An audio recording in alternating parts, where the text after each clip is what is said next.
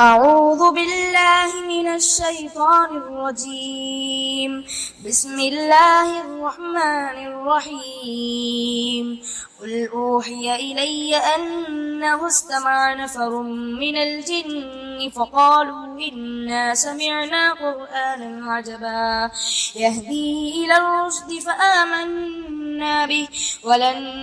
نشرك بربنا أحدا وأنه تعالى جد ربنا ما اتخذ صاحبة ولا ولدا وأنه كان يقول سفيهنا على الله شططا وأنا ظننا أن لن تقول الإنس والجن على الله كذبا وأنه كان رجال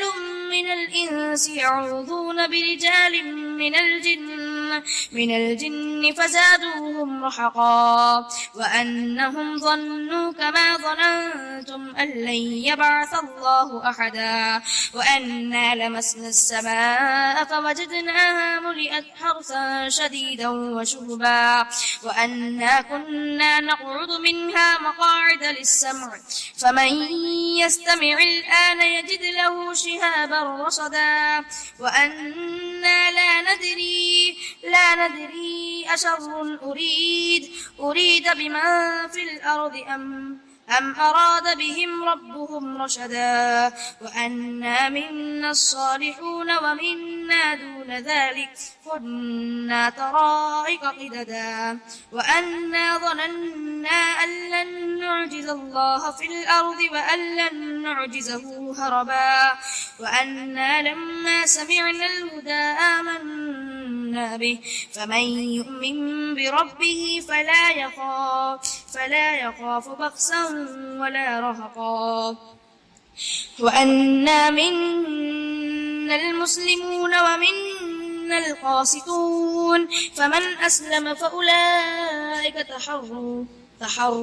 رشدا وأما القاسطون فكانوا لجهنم حطبا وأن استقاموا على الطريقة لأسقيناهم ماء غدقا لنفتننهم فيه ومن يعرض عن ذكر ربه يسلكه عذابا صعدا وأن المساجد لله فلا تدعوه مع الله أحدا وأنه لما قام عبد الله يدعوه كادوا يكونون عليه لبدا قل إنما أدعو ربي ولا أشرك به أحدا قل إني لا أملك لكم ضرا ولا رشدا قل إني لن يجيرني من الله أحد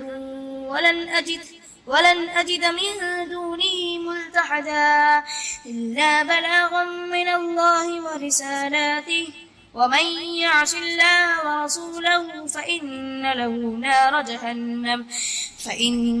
نار جهنم خالدين فيها أبدا حتى إذا رأوا ما يوعدون فسيعلمون من أضعف ناصرا